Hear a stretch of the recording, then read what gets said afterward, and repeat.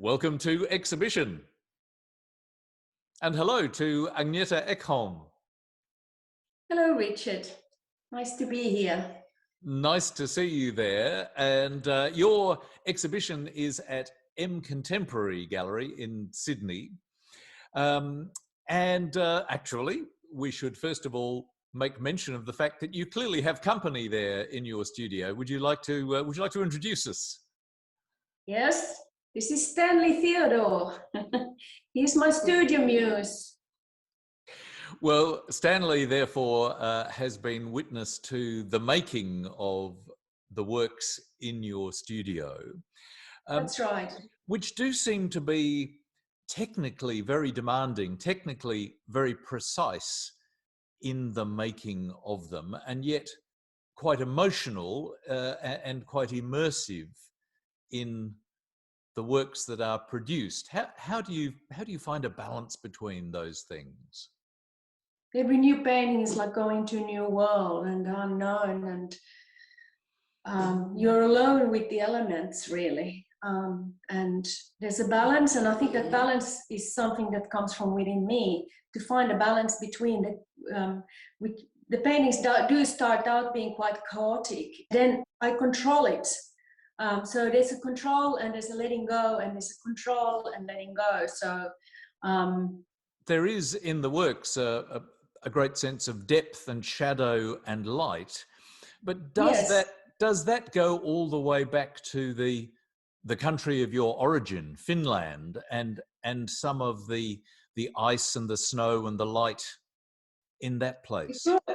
Yes, it does. I think it goes back to it's really in my DNA. Your roots and where you come from is something that will always carry with you, and no matter how long away you are away from where you come from, you will always carry with you your past, and it will come out. And when you are a creative person particularly, you can really use that.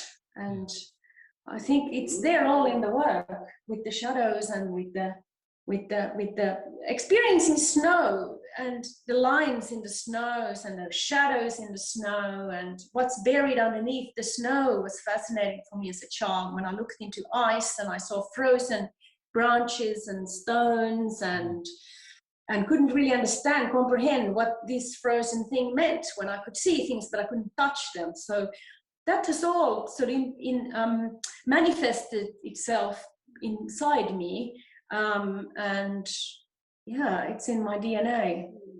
Can you, in a way, access some of those childhood memories of the ice and the snow as you're creating the works?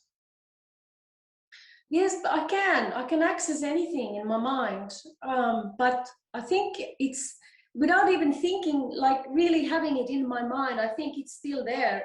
It comes out from the subconscious, what you have experienced. But I think there's something about the Nordic design and the Nordic.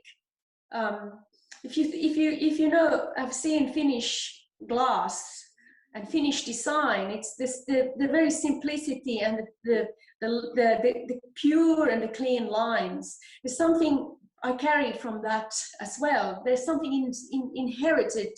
You talked about the sense of it sometimes being subconscious, and often subconscious activities are not ones that are connected to words. Is it sometimes very hard to find words to describe the kind of works that you're creating? Yeah, it's like music. You don't need to put music into words. You just listen and experience music. And I think what you bring into the work with you, yourself, and your life, that is what you will get back from the work. So the work will only meet you halfway, but you have to be open to it. There's a language invented while I work, and it's not words. So whether it is visual art of the sort that you're creating, or perhaps music, as you mentioned, there is nevertheless a practicality to the making of it. Your work is very precise and very gradual. You need quite a lot of patience to make the work. Can you tell us a Lots little of patience. about that physical process of making it?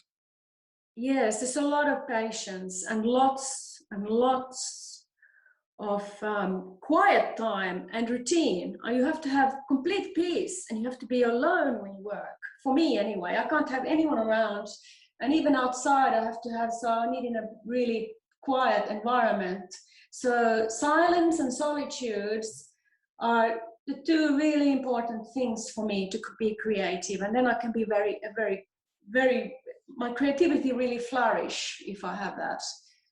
As you have developed the skills and the approach to creating the works that you do, how much has that changed over the years, and how much has it become very much your individual style?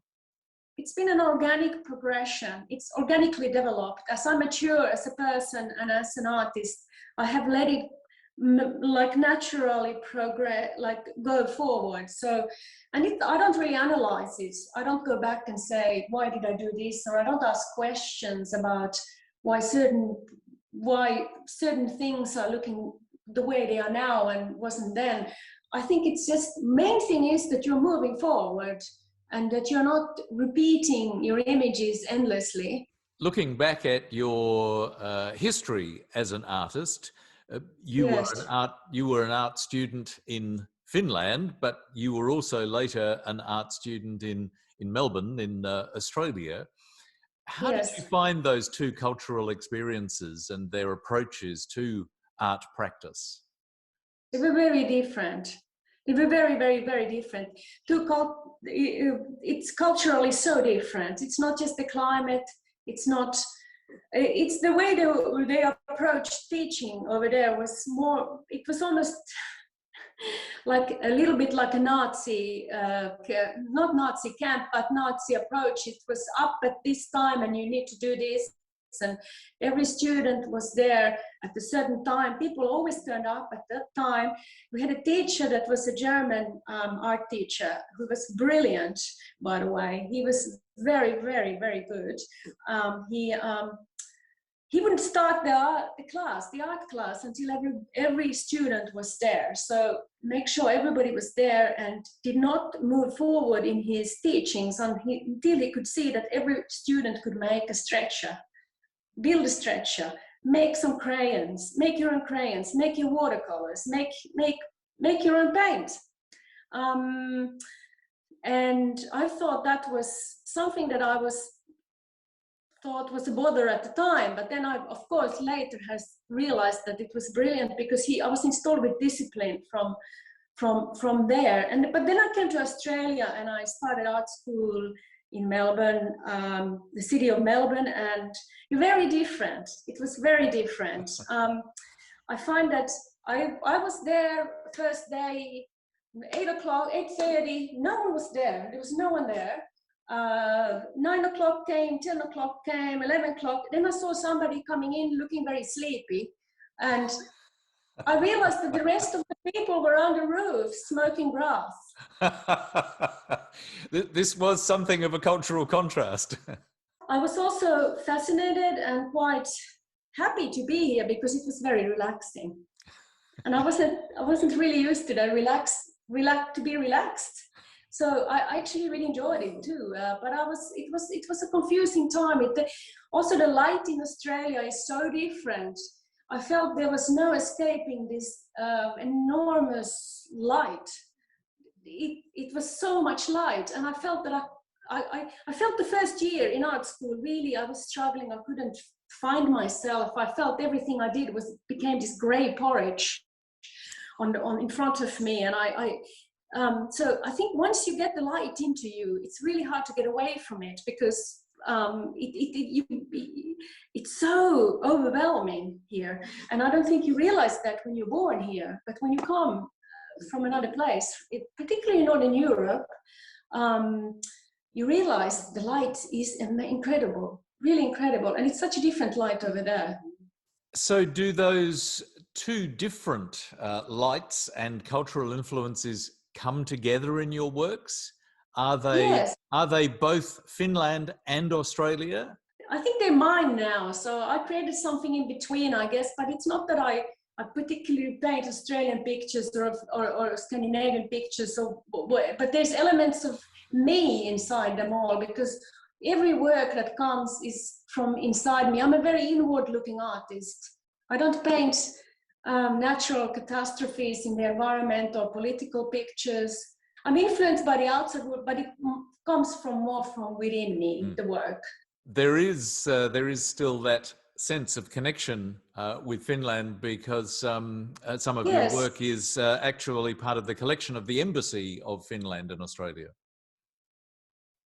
Yes, there is. There is I had an exhibition in 2003 at the Finnish Embassy in Canberra, and they have a painting now in a permanent collection there. So yes, it was an interesting thing to do, to have that exhibition there. It was good.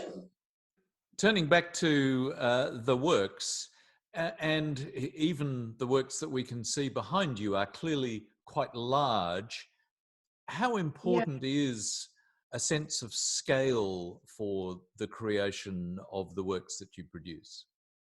I think it's really, really important, the scale now. I find that smaller paintings are I feel much more restricted when I paint small pictures. I feel like I think my wings are kind of a little bit cut off when I do really small painting, but the larger paintings give you freedom, and it's larger because you feel you can almost walk into you're almost immersed by the work in a way. You don't have the same the whole thing. It's like the physicality of a bigger work is it's big.